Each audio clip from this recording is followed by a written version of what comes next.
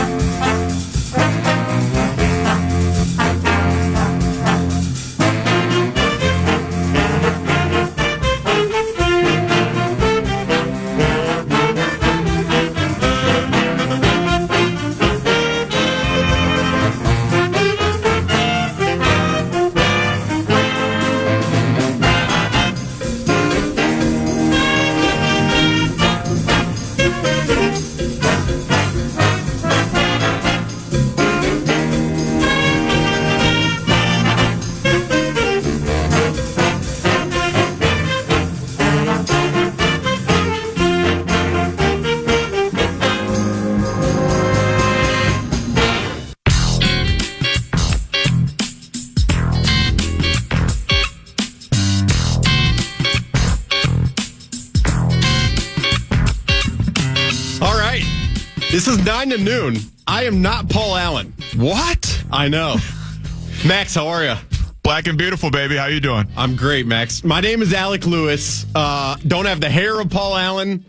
Don't have the synonyms, the thesaurus, however you say that, of Paul Allen. I cover the Vikings for The Athletic, but I was asked by the man who leads this thing to host another show here on KFAN. I am very excited to do it. To those listening, happy holidays.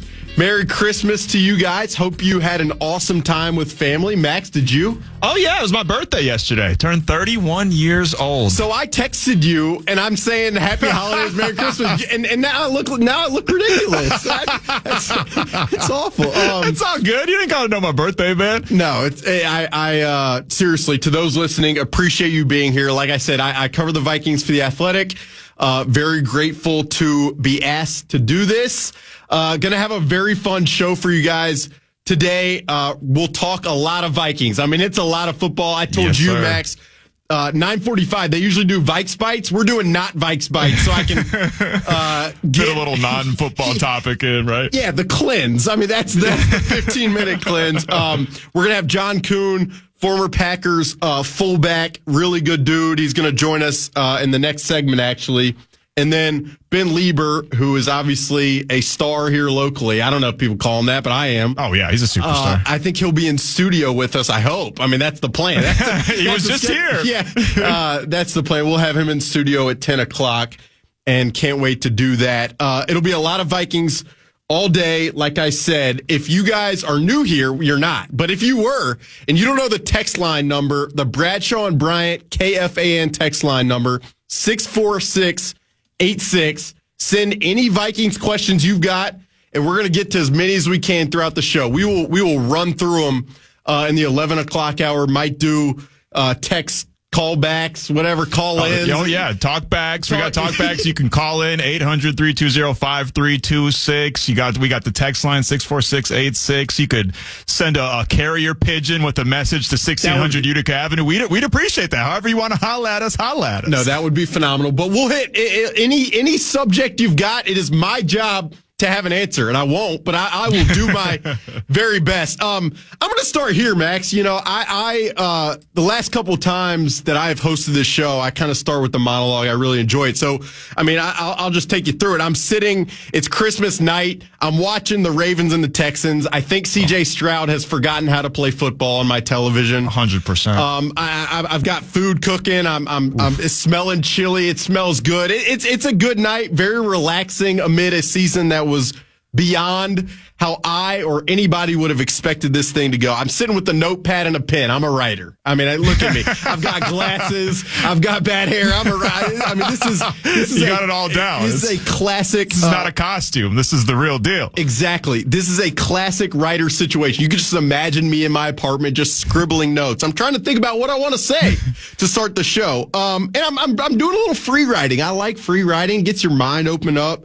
You're not like a prompt guy? No, like No, that's exactly aliens right. invade the earth. No. And what would you do? How would you cover the Minnesota Vikings if alien, They would probably cover them better. No. So I'm free writing, and I'm thinking about a lot of aspects of this Viking season. And I told you this before we got on the show, but it's just been an absolute blast for me to cover, for the fans listening to this to watch. I know how much fun you guys have had.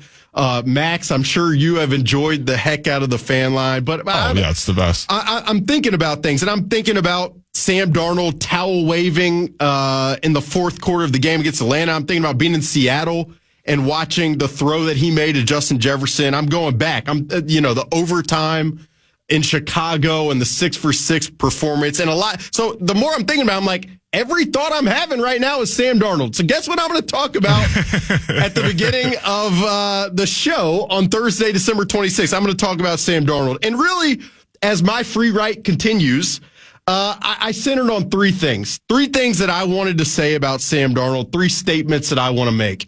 So here goes nothing, all right? Hit us. The first is this. You ready? I'm ready. I was born ready. Okay. Oh, hey, hold on. Now I'm ready. Okay, sweet. I didn't know you drum roller anyway. So the first statement about Sam Darnold that I want to make is, please, to you guys listening, pretty please, just celebrate this, appreciate it, enjoy it.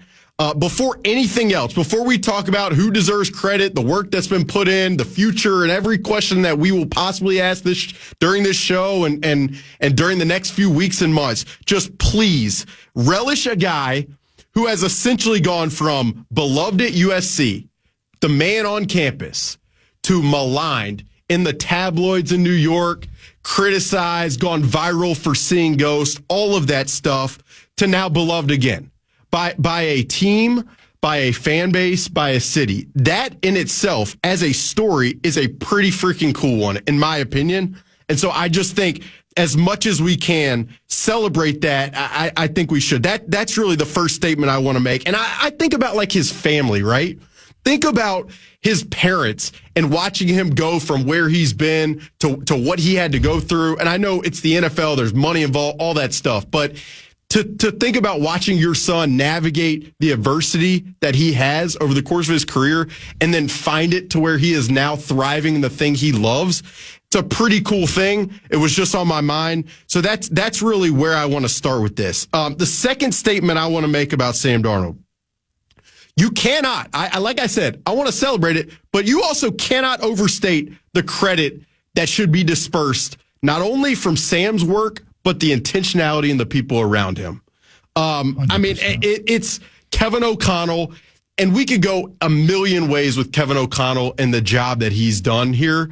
But like, you could talk about the offensive design, which I don't think he gets enough credit for the intentionality on every given play. Kevin, a few weeks ago, he calls plays that fits Sam's eye. Kind of like a batter who hits the ball really well at a certain ballpark.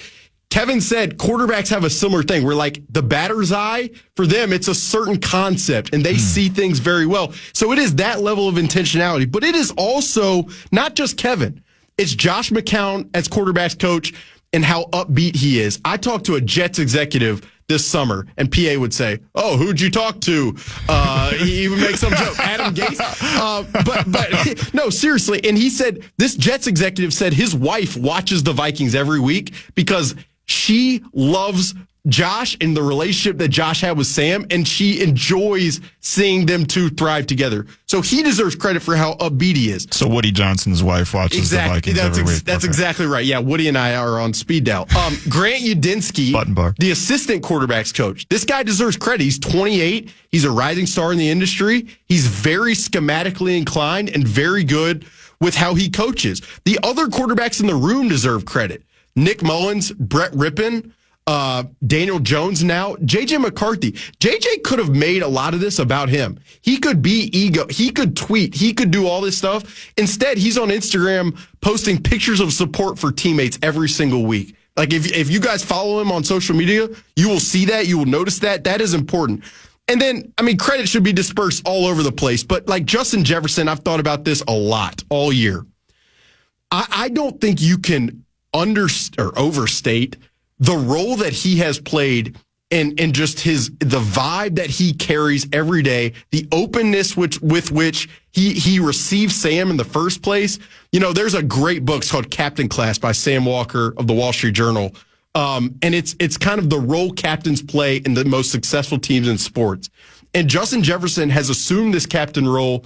And I don't think it's a coincidence that the Vikings have been as successful as they've been after he has kind of ascended to being the guy in the locker room that people look at. So it takes all of this to be successful. It takes Kevin talking positively in the media about Sam, to the team about Sam. It takes all of that and all of those people to be successful. That's my second statement about Sam Darnold. My third one is this.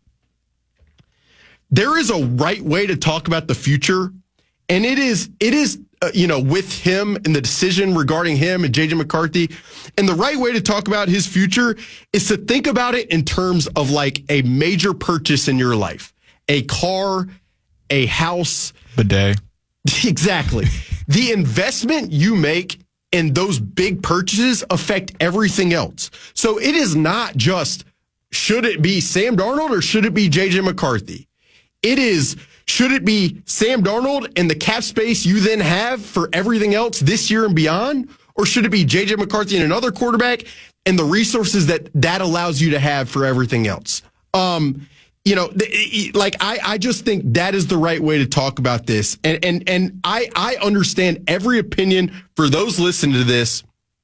Every opinion that you have, whether you are a fan and you've enjoyed the heck out of Sam, you want to keep him, whether you're a fan and you love J.J. McCarthy out of the draft and you think Kevin O'Connell with him can maximize, I get all of that. I totally understand all of that, and I think all of them can be right in a sense. Whether you are a Viking staffer listening to this and you are someone who loves to think long-term and maximizing resources, that makes sense too. Whether you're a coach who knows how, I don't think you can... it is not easy to build a player's confidence and to watch him grow and develop the way that Sam Darnold has. That takes a lot of time. It's not just this magic osmosis that Kevin O'Connell, I almost think the quarterback whisperer is it minimizes the amount of day-to-day conversation and work that goes in to building a player up like this, the way they have with Sam Darnold. So that's the third thought the third statement that I want to make about Sam Darnold. There is a right way to talk about it. There are every opinion in the book that exists, and I think you are right to have whatever opinion you have. But it is not just Sam or JJ. Sam or another quarterback in JJ. It is what that decision allows you everywhere else. And that should help frame how we talk about this, not only today, not only throughout the week, moving forward as well. Those are the three thoughts, Max. What'd you think? I thought that was professionally delivered. You're a pro's pro now. You're not just a writer. You're a radio guy. The first time I hosted the show with you, you were a little bit scattered. Now you walk in. You're already a pro radio guy. You told me this morning, you said, you bleepity bleep, give me my bleeping coffee. You got your feet up on the table. You mastered the monologue. You're a full-blown radio guy now. Well, the first time I hosted with you, I didn't even say my name. They're really progress. The direction that we could go was only one way. But I appreciate that. I appreciate you being here with me. I'm grateful for that. Going to have a really fun show for you guys today. 9 to noon. That's the show that I'm hosting at the moment, in for Paul Allen, who has much better hair than I do. My name is Alec Lewis. I got the hair part covered for us today. Thank you. My name is Alec Lewis. I cover the Vikings for The Athletic.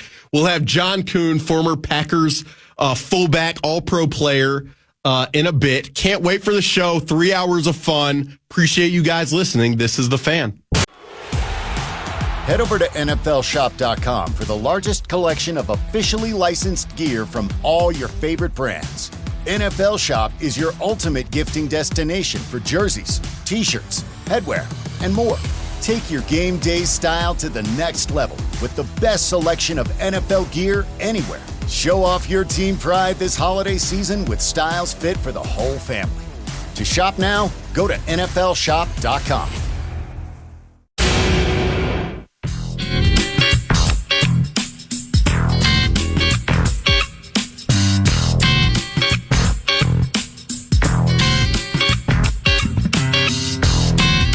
All right, welcome back to 9 to Noon. I'm Alec Lewis, in for Paul Allen. That is Max Fuller in for Eric Nordquist. Yo. Very excited for the show, as I said, and very excited for this first guest. This is a guy who I was connected with this week. It was very fortuitous, to use a word that Paul Allen would use. John Kuhn is a sideline analyst for the Packers Network. He is a co-host of the Brick and Stick podcast. He also is a two-time Super Bowl champion, first-team All-Pro. His name is John Kuhn. John, Merry Christmas, Happy Holidays to you and your family. Thank you for being here this morning. How are you, man? And I'm doing great. Merry Christmas to you guys. And, the biggest gift is what we have coming up on Sunday in a primetime matchup with the Packers and the Minnesota Vikings. Should be an absolute doozy. I cannot wait for the matchup. It's partly why they asked me to host the show, and I'm like, I just want to talk about this game, honestly. I feel like, John, with you, we have to start with the Packers run game. Asked Brian Flores about it earlier this week. He said that he's thought they've done an okay job of tackling, but Josh Jacobs makes him think that they need to talk more about tackling. Why? Can you explain to me why Green Bay has been as good as it has been on the ground of late and this year in general? Well, I think specifically Josh Jacobs is one of those guys that the more carries he gets, the more effective he gets. And you hear that said about guys like, Derrick Henry and Saquon Barkley. But the truest saying with Josh Jacobs, the more carries he gets, he wears out a defense. The offensive line wears out a defense. And then they really start taking off and being productive late in the season because they've leaned on that all year. The injury to Jordan Love earlier in the season put the Packers a little bit behind the eight ball offensively, in the fact that, none of them really played in the preseason this year. They did that Matt LaFleur safe approach, and then Jordan Love gets hurt in the first game. So they had to recreate themselves. They had to re-identify themselves. And with Malik Willis at quarterback, it was a run game. And they really dug into how can we expose defenses, being creative in the run game, and with Malik Willis as a run threat, Josh Jacobs as the main primary back. And that just evolved all season long, and it was like a wild card they had when Jordan Love did come back to say, hey, remember that run game that we leaned on early in the season? Well, let's lean on that again here as playoff football, as cold weather football comes around, and let's see how that looks like with Jordan Love throwing it in play action. I was watching some of the film of just the game that the Packers won against the Seahawks and then just earlier in the season. And it blew me away, the amount of motions they're doing. You'll see Jaden Reed in the backfield. You'll see two running backs in the backfield. You'll see the ball handling of Jordan Love is very, very impressive. I mean, you mentioned Josh Jacobs, and I just wonder how much of what he's doing did you expect when they let go of Aaron Jones and went that route? How much of what he's doing is beyond expectation in your mind? Yeah, I mean, this is exactly what I expected with Josh Jacobs, a guy who led the league in rushing a few years ago. I knew him coming to Green Bay was going to be the perfect fit, right? Getting away from Vegas, getting to this team, and that's what they have been missing. And listen, I am the number one fan of Aaron Jones. I always have been, and he is like a brother to me. Yeah. And I just knew that Josh Jacobs was going to fit what the Packers needed in their offense. A little bit more Aaron Jones home run hit, home run threat, always going to be there. But Josh Jacobs, just a little bit more of this play just happens to get blocked for 1 yard. He's going to find a way to rumble, bumble, stumble for 3 or 4. I warned Packer fans at the beginning of the year, you think you know who Josh Jacobs is because you recognize the name. You've only seen him run 2 times, and those 2 times were against Green Bay Packers. Watching him for 15 games like he's done this year, I mean, I can tell you he is an absolute fan favorite because this guy just runs through tackles, makes things out of nothing. And he's one of those guys that now we're here at the end of the season, and you feel like he's just got his sea legs underneath him and that he could really take off when the playoffs come. Yeah, John, you don't know me, but I'm an Alabama guy, so I watched his kind of whole arc in college, and he's just been so impressive to me for so long. The two interesting and key aspects to me, there are a lot of them in this game, but the fact the Packers didn't lead in the first matchup that these two teams played, it was the only time this year the Packers have not led in a game. I thought that was interesting. And then Ivan Pace Jr., the Vikings off-ball linebacker, his health, he on the estimated report yesterday, he was full go, but I'll really be watching to see his availability. I want to segue a little bit from Josh Jacobs. It feels like Jordan Love has kind of found his rhythm of late, kind of the same way that he did last year. What do you attribute his recent string of good play to? Well, not turning the football over, that's first and foremost. But really, it's the way the NFL is now in the preseason. Well, most teams don't play their starters in the preseason. So the first month of the season, that's when you got to use to develop and grow and create the habits that you're going to build on throughout the course of the season. Well, Jordan Love got hurt at the end of the first game down in Brazil, came back from that injury, played a game and a half before he created a groin injury.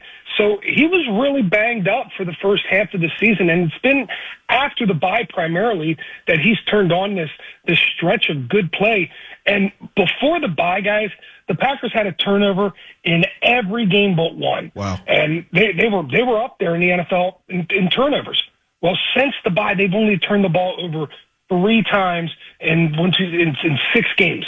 It's been that. If these two teams, look at both of them, one team is plus 10, one team is plus 12. That's what they do so well. Their defenses take the ball away. Their offenses try not to give it away. And when they play that type of game, either one of these two teams are dynamic. I feel like I could go a number of ways with my last question on the offense. I mean, Tucker Kraft, this guy at tight end, just blew me away watching the film. The offensive line's interesting to me. Jaden Reed, I already mentioned, but that guy is electric to watch.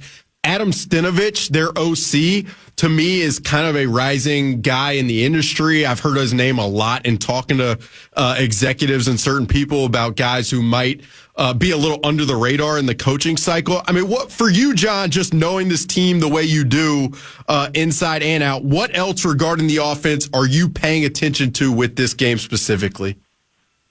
Well, this is the most physical a Matt LaFleur team has been, in my opinion, especially on the offensive side.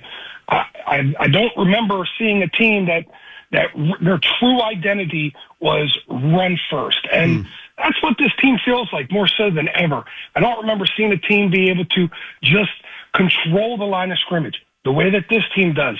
And that, to me, is very interesting. When you talk about teams in the NFC, the ones that you're going to have to face when it's crunch time, the Eagles, the Lions, the Vikings, they all have those defenses that can punch you in the mouth. Packers now have an offense that can punch the defense in the mouth as well. That's what I'm watching. I'm watching the line of scrimmage. I'm watching turnovers in this football game. And that's what feels different about this Packers team than in years past, is that physical aspect on the offensive side. Let's move over to the defense real quick. I'm not sure how many people know this, but Kevin O'Connell, Vikings head coach, Packers defensive coordinator Jeff Hafley, they're very close. Their families are close. They've known each other for about a decade, going back to Cleveland and San Fran. It's Jeff Hafley's first year there as the defensive coordinator. He left Boston College, where he was the head coach, to be the DC. This defense, to me, is interesting. From your perspective, when they are playing well, what are they doing that allows that to be the case? Well, they do a lot of what Minnesota does is they walk guys up around the line of scrimmage. They do twists. They do games. They kind of facilitate pressure on the quarterback. And when we came into the season, they said they were going to play aggressive. They were going to play the run on their way to the quarterback. It took some time. It definitely was not, straight out of preseason, and this was the type of defense that they had. They got ran on a few times, got pushed around a couple times, but they have found a way now getting Edgerrin Cooper more time on the field. You guys in Minnesota are gonna just despise that name in the next couple of years because he's a rising star in the league, and now with him in the middle, with some of the other young defensive linemen that are starting to blossom this year, like Carl Brooks and Kobe Wooden, this defense has now really slowed down team's run game. And when this offense gets up on them, then that's when you see Jeff Hafley's true brilliance. Because, like I said, he'll walk 7 up, he'll drop 4. He'll rush 3, he'll rush 7. He got nickel blitz. He's got safeties coming. I mean, he's got the whole package. And this aggressive nature by this Packers defense has really shown itself in the last few games. I just couldn't believe watching the film, and I'm seeing guys I don't know if the amount of defensive linemen and edge rushers that they have, to me, I don't know how they can fit this many on the roster. I mean, it's Rashawn Gary, obviously, Lucas Van Ness, the former first rounder, but you mentioned Cooper. He's lined up on the line of scrimmage. Kingsley Enagbari, I don't know who that is. There's this guy, Aaron Mosby, I'm watching. The Packer, how many of these guys do they have? Well, and see, that's the interesting thing because you would ask who's the bell cow at rushing the quarterback. Everybody would say Rashawn Gary. But really, the truth of the matter is nobody on a defensive line plays more than 65%. That's about the most you'll ever see a guy play. They like to rotate. They like to keep them fresh. They like to cycle through. And honestly, when I talk with the Packers defensive coaches, they are just as confident in Rashawn Gary as they are in Brenton Cox. I mean, they love every single one of the 8 guys across the board, and they like to keep them fresh, and they like to keep them moving like that. Then when you start walking up the likes of Quay Walker, Edgerrin Cooper, Eric Wilson, and the middle linebackers this year is where the Packers defense made the biggest jump aside from safety with Xavier McKinney playing like an all-pro. I mean, they filled the holes that they had on the defense from last year while not losing in any spots. I guess if we did lose at any spot, it'd be the fact that Jair Alexander has not played, the majority of the last, 6-8 games. So, we're a little bit soft on the outside. Minnesota will look to take advantage of that. But this Packers defense is playing about as good as it has all year long. I'm glad you mentioned Xavier McKinney. Props to the Giants for letting go their best defensive player besides Dexter Lawrence and McKinney, and then Saquon Barkley. That was brilliant stuff over there from the Giants. And then you mentioned Jair Alexander. I mean, I've been waiting for the Jair-Justin Jefferson matchup since slip and slide night in 2022. I think Jair has played 10 snaps since October, but he's practicing fully with the knee injury. What is the deal over there with him? We don't know. It's very internally worked upon, I would say. He does practice. He does not play in the games. That's all we know, aside from being inside that locker room and hearing what they say. Now, I know this with Jair. He wants to be at 100% when he plays in these games. He does not want to go out there and jeopardize either re-injury or not being able to play his man and hurt this football team.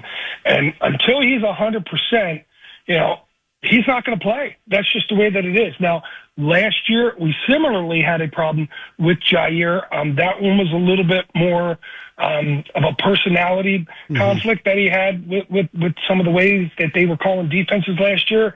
Went on the field, was a captain, or made himself a captain for a game, was suspended for a game. This all happened at the end of the season last year as well, and then he came back and played phenomenal in the playoffs. Is he just poisoning himself for another playoff, performance like he did last year with an interception, some pass breakups? Maybe, hopefully, that's what we're all hoping for here in Green Bay. But it's one of those things where until he gets back out on that field, this Packers defense does have what appears to be one little spot that people can attack. Yeah, I mean, you said you hope, or he's hoping to. You said he's hoping to be 100%. Hopefully, if he's playing in this game, going up against Justin Jefferson and Jordan Addison, guys who will be very motivated to play against him. I hope for him that he is 100%. John, I just see this you said it at the top, how excited you are for this game, and I agree. I just see this as such a heavyweight fight. I mean, it's good coaching on both sides, dynamic quarterbacks on both sides, great skill players, good pass rushers. I mean, the environment will be phenomenal. The history is there. It's for me, it's like, what more could you want? I mean, what do you think's going to happen? I don't know if you're in the prediction business, but how have you kind of sorted through this matchup in your mind? Well, so I know this. I know the Packers want to win a game versus a team that has, standing power, right? Yeah. They lost to the Eagles, they lost to the Lions twice, and they lost to the Vikings. Those are the three teams that they're really staring up at in the NFC right now, and they haven't beaten one. Last year, they had some resume builders. They beat the Kansas City Chiefs last year. They beat the Detroit Lions in Detroit last year. They had those games that they could stand on business and say, we've been there, we've done that, we just need to get into the dance and do it. I think they're going to come in here with one of their best game plans they've ever had. They need to prove it to themselves as much as anybody else. Listen, the division is out of reach for the Packers. They know that. They know they're going to be a wild card team. But going into the playoffs with some good taste in your mouth, you really need that. You really want that. I don't know how both these defenses, if they don't turn the ball over, will they stop the offenses? That's what I'm interested to see, because these offenses don't turn the ball over. The defenses do turn the ball over. But if they play a game, unlike the game the first time around where there were 7 total turnovers, if they play a game where there might be 1 or 2 turnovers, where do those turnovers come? And what happens on the drives that the ball doesn't get turned over? Are they just touchdowns, or do defenses firm up and force them into field goals? It's fascinating. This game could go 100 different ways. I just can't wait until we kick it off. Yeah, no, that's very well said. It was so interesting going back to rewatch that first game. It was 21-0 Vikings. It happened very fast, but I am with you very much, John, in that I just can't wait for this one. I appreciate you hopping on day after Christmas on a whim. Have an awesome rest of the week. Look forward to connecting on Sunday if we can do it. And US Bank will be a blast. So can't wait to do it. Appreciate it, John. Thank you. Sounds good. Merry Christmas, guys. That's John Kuhn. John is, like I said at the top, he's sideline analyst for the Packers Network, co-host of Brick and Stick. He's an Aaron Rodgers friend. We got people on the text line. They're mad. We talked Packers. I wanted to get a feel for the enemy. I wanted to get a feel for what we're looking at Sunday. Didn't you, Matt? Yeah, it was all cordial and nice. He's very respectable. I want some beef. I want rap diss tracks. You know what I'm saying? You can't bring a nerdy, objective journalism person in here and expect beef. I want beef. Yeah. I want a freestyle Packers diss rap by noon today. All right. I'll see what I can come up with during the breaks. You should write a song like Hit 'Em Up, but about the Packers. I didn't know Meat Sauce is still here. Doesn't he have like a family to tend to? What is going on? I'm on my way out, but I just wanted you to please make a Hit 'Em Up style of a Packer disc. Leave the first line out of it, but make a Hit 'Em Up style Packer line. You guys are absurd. This is fun. It always is. I am Alec Lewis. I cover the Vikings for Athletic. In for Paul Allen. Today with Max Fuller, who is doing a phenomenal job across the window doing I'd be blushing. whatever. If I was white right now, I'd be blushing. Yeah, and then good to have Meat Sauce here when he should be with his family. This is 9 to noon on The Fan. The Fan.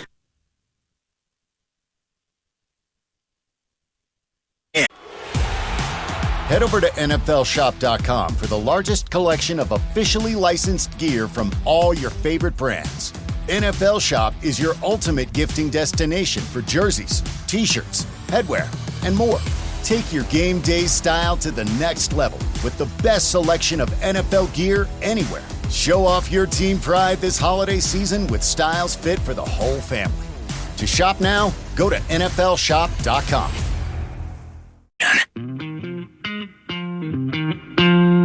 Join Bumper to Bumper's Justin Guard this Friday at 7 p.m. at Tom's Watch Bar for a KFAN Wolves watch party. We'll have Timberwolves versus Rockets live on the big screen, delicious food and drinks, and your chance to secure exclusive KFAN swag. Get all the details now at KFAN.com, keyword calendar. Welcome back to 9 to noon. You are here with Alec Lewis and Max Fuller, not Paul Allen, not Eric Nordquist. Those two are legends. We wanted to give them some vocal maintenance, some time off, some time to enjoy with family. They got a big game to talk about the rest of the week and in weeks to come. I said at the top, we're going to talk a lot of Vikings today. We just went as hard Packers. I was as much Packers, as in-depth as I will ever go, as I have ever gone. So I usually, at 9:45, with the regular edition of the 9 to noon radio program, they usually do a thing called Vikes Bites, where they play soundbite, Nordo screams, Vikes! Yeah, exactly. So today, because I do the Vikings every day, all the time, we're going to do not Vikes Bites. Not Vikes Bites! So it's everything but Vikings for like 15 minutes, and then we will be back into my comfort zone. So I'm going to start here. I don't have like audio for you, but I actually came across this tweet yesterday that I wanted to talk about. Oh. So here we go. You ready for it? I'm ready for it. Okay. We don't have. Should we recreate the audio for it? What is this? I'm curious. No. So here's this tweet that I'm scrolling on Twitter yesterday, Christmas, and I'm just scrolling on my phone, doing what I do. And I see this tweet. My daughter just said, quote, "This is the best Christmas ever." I know I've said that before, but they just keep getting better. Here and then the person who tweeted this said, "Hearing that is the best birthday present I could ask for." And that person who tweeted that is you. That is me. That is indeed me. How cool is that? Oh, dude. I mean, Odysseus in the Odyssey didn't fight as hard as I did to fight back tears yesterday when she said that. Because everyone, if it was just me and my daughter, low key, I might have shed a thug tear or two. But the whole fam is around. I had to. Yeah. Thanks, honey. That's great. Dad needs to go to the bathroom real quick. I couldn't even tell people on the phone without tearing up. I'm about to tear up right now. It was the sweetest thing, man. My birthday's on Christmas, but everyone knows that once you got little ones, that the birthday takes a back seat. Your own wants and needs take a back seat on Christmas. So all that matters is she gets what she wants, man. And she was so excited with everything that she got. And I got to say, I missed the Barbies. I definitely missed the Barbies because now it's Sephora, it's Ulta, it's Lululemon.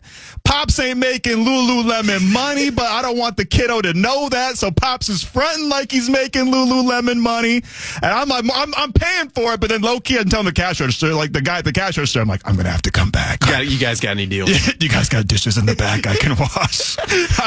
I can't afford this, but don't say anything in front of my kid. I'll bring it back tomorrow. No, seriously. When I saw the tweet, I was like, that's pretty freaking cool. How old is your daughter? She's 11 now. Okay. She's turning 12 in March. Man, just started middle school, so yeah. Did you really get Lululemon? Like, was that? Oh, yeah. Okay. That's for Lululemon, Uggs. Oh, my God. So it's all, that's the best, honestly. Yeah, dude. You thought the Texans got trucked yesterday? My bank account got trucked yesterday. My daughter was Lamar Jackson, and she was juking and dipping and dodging all over my bank account yesterday. But it's all worth it, man, when you see the smile on her face. And then when she said that, that's something straight out of a Christmas movie. You can't even make stuff like that up. Yeah, that was phenomenal. Honestly, when I saw that, I don't know. You look for signs, just stuff that makes you feel good on days like that, and that's where I wanted to start with that. That was appreciate you, Doc. Was very cool. That is at Max 2X's Fuller on Twitter. You can follow him for stuff that makes you feel incredibly heartwarmed. All the time. Or you could slide the DMs too. It doesn't have to be, we could keep other parts warm too, if you know what I'm saying. But the heartwarming stuff too. I will say the text line, somebody says, "Max, let her see you shed a tear." I kind of agree. Like, why can't we just I don't know. I guess you don't want to. I don't know. I'm still I get that. I'm definitely not like macho, masculine, manly man guy in front of my daughter. But I don't know. There's something when the whole fam is there, I had to put the gangster face on real quick, But she's caught me before. I cry ever since having a kid. I cry at almost every movie at this point now. Like we saw the Aladdin live action movie a couple years back. It was really funny because she called me out because I was actually crying at the movie, but then I tried to pretend fake cry. Like, ooh, and she's like, no, you're actually crying. Like, you're not fooling me. So I was like, damn it. So nothing really gets past her. I'm sure she noticed, but I don't know. Speaking of movies, you got my segue. We didn't even plan this. So, you got the people listening know I'm crazy about this football stuff. I'm here, I'm working, but I'm like, I need to watch some kind of Christmas movie. I did Die Hard last week. One of my favorite movies ever. Never seen it. It's my mom's favorite movie of all time. I've never seen it. You got to be doing that. I mean, you can't be not seeing Die Hard. Max, come on. You got to be seeing Die Hard. I for some reason, this is going to sound ridiculous. I'm on Amazon Prime. And I see this movie, Red One. You heard about this movie? Yeah, with The Rock and Captain America and all that. Yeah. Chris Evans. I got to tell you, I watched 2 hours of Red One. I mean, the Rock is Santa's bodyguard. I'm not even saying that right. He's got you flustered. I got to tell you. It was phenomenal. It's weird. I hadn't heard a single positive word about it from reviewers, but every actual real human being that I know says it's not that bad. I mean, granted, you're talking to the worst movie guy in the whole world. The text line, I mean, they're giving props for the Vikings talk. They enjoy that stuff. But if anybody's tuning in for movies, they got the wrong guy.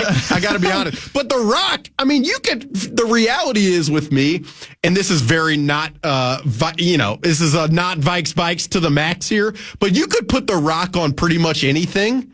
And I think I would enjoy it. I don't know why. Is that crazy? No, a lot of people don't like that The Rock is basically essentially the same person in every single movie that he's ever been in. But I enjoyed it the first time. Why not? I don't get tired of eating the chicken strips from Arby's on the 37th time. Exactly. You know what I'm saying? So why not? I enjoy The Rock. I'm not watching his movies to see Oscar-worthy acting. I want to see butts get kicked. You want to tune in to see Santa's bodyguard do the work that has to be done. I want to see semi-witty quips, and I want to see butts getting kicked, and that's always going to be there when The Rock's involved. Red One, the movie. I don't really know why I went there, but trust me, I watched it. I sat there, and then I'm sitting there, and I'm watching the movie, and I'm on my couch, and I'm sitting there thinking, like, is it bad that I'm enjoying this level of movie? Is that, like, what does that say about me in the grand scheme? I don't really know. The third not Vikes Bites to get this is a sports radio station, The Fan. Did you see LeBron's quote about, like, the NBA, the NFL? Yeah, I did see that. And I get as the flag bearer of the NBA that you kind of have to make that quote that Christmas is our day. It's not the NFL's day. And I mean, the NFL is always going to be king. It's the NFL. It's the ruler of all sports in America. There is no real close second. It's the NFL is by far number one. But if you just took the sample size of yesterday, LeBron was 100% right, because the NBA had 4 or 5 bangers and the NFL had 2, stinkers for the most part. Those games, especially that second game, were not entertaining. I mean, well, what did people expect? You give a guy 3 days rest. Right. The guy, you talk to players someone on the text line, Red One was dope. You guys are right. Thank you. Thank you. Speak your truth. Yeah. No, you give these football players, you talk to them and they'll tell you, like, every game feels like you are in a car crash. And it takes, like, people don't see the amount of body work that these guys do in like, there are guys who will go to, like, 3-hour massages, infrared. I mean, it is some absurd stuff that they do to get themselves ready for these games. And so, to have 3 days off, to expect these games to be great, it's ridiculous. But I would agree with you. Like, the interesting thing for me is, like, as a kid, I loved the NBA.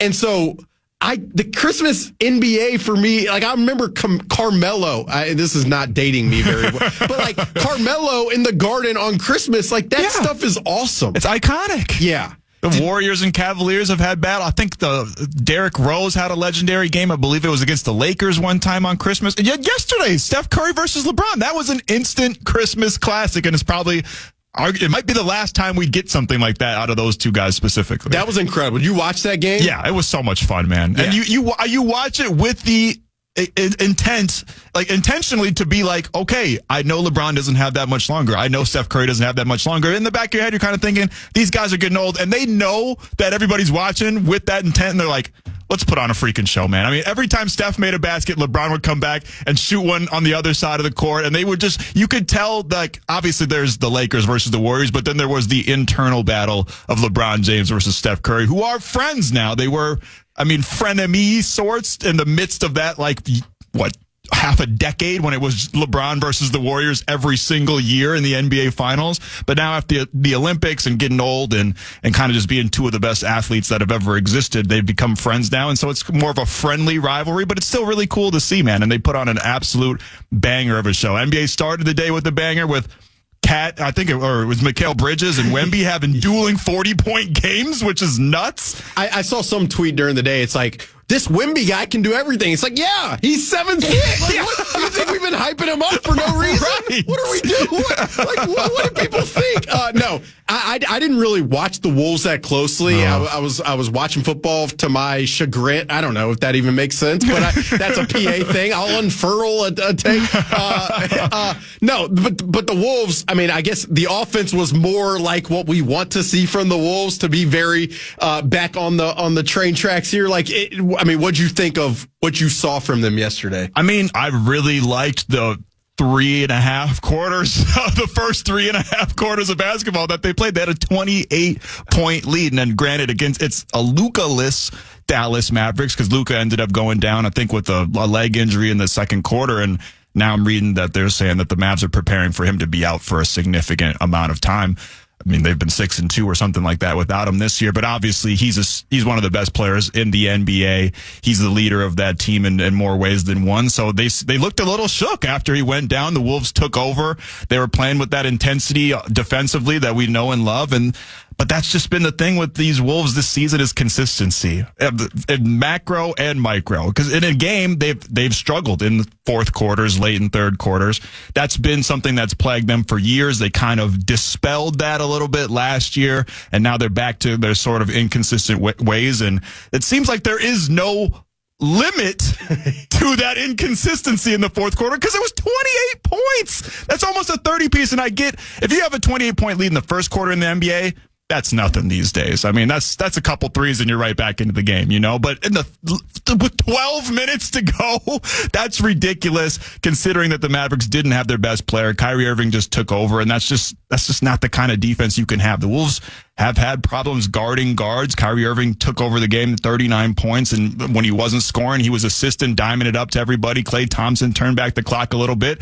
And at the end of the day, the Wolves played some decent defense down the stretch, but Kyrie and Klay both missed hittable shots that could have tied the game or given the Mavericks a lead. So, I mean, it's great that they beat the Dallas Mavericks. I'm not trying to be all rain on the parade. I know it's supposed to rain later today, and I'm bringing some rain right here on these airwaves, but I'm just tired of the inconsistency, man. If they can figure out a way to keep this level of play, keep that intensity offensively and defensively for 4 full quarters, this is a team that has the same ceiling that we came into the season thinking that they have. Potentially, if they could put it all together, they still have the same ceiling, but the floor has obviously dropped considerably.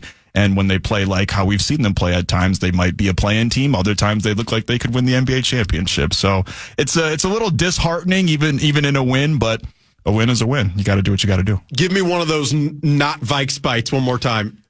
Not Vikes bites! Thank you. Look at this text line. Chad from Rogers, 200% agree with Red One. Had no intention of watching it. Hate that I did, but got into it and loved it. See, this guy. I like that Santa was jacked in Red One.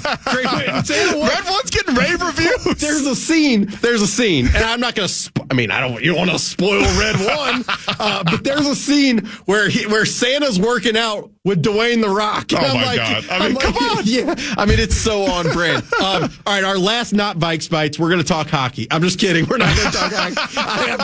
I don't know anything about. I was going to say I didn't know you were a hockey guy. No, we've done this before. I know nothing. You get the puck in and out of the zones. People listening are not going to be happy with me for that. But I did go to a Gopher hockey game like 2 weeks ago. How was that? I've never been to a Gopher hockey game. Some of the best popcorn I've ever had. Hey. The environment was absolutely electric. And then the cheerleaders were on figure skates, which they have cheerleaders? It was like, and they do like figure skate stuff. It was incredible. It was wild.